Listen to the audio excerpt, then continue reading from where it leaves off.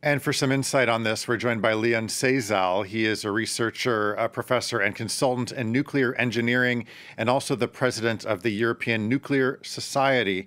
Thanks so much for being with us. As we just heard there, the plant has been reconnected to the power grid, so that's good news. But how serious was this in the first place? Did we avert a disaster here? Good afternoon, everybody. Thank you for having me. I would not worry very much about that from the technical perspective. So all the nuclear power plants in operation today are actually designed to handle such situation. So there are many sources, reserve sources of electricity, including that the nuclear power plant can actually produce a little bit of electricity for its own use. And then the diesel generators nearby electricity power plants, which one is also in Zaporizhzhia. So there are many layers of safety, and losing of the grid is actually losing one of the many layers of safety here, not all of them. Well, so when people make reference to the possibility of a catastrophe on the scale of Chernobyl, is that hyperbole in your view, or is that something that could actually happen? That's, in my view, pretty much improbable. So what I would compare it as really the most dire scenario here is something similar to Fukushima, but then we should remember that in Fukushima there was no loss of life because of radiation, and today, 10 years after, the things are more or less also in the vicinity of the plant back to normal.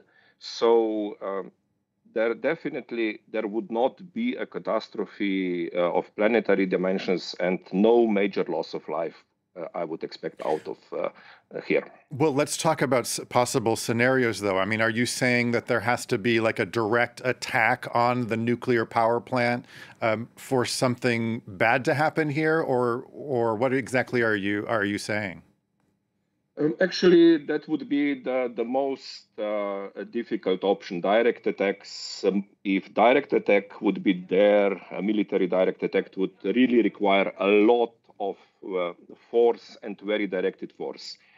It's much more probable that the Russians actually control this site since March, beginning of March, that fatigue of the operators or pressures, psychological pressures on operators with all these shellings would lead to some, let's call it fatigue mistakes or something like that, or some omissions. And then the plant will go into some scenario. But even in this case, as said before, the life-threatening or health-threatening radiation would be limited to maybe a circle of a few 10 kilometers around the plant, no more.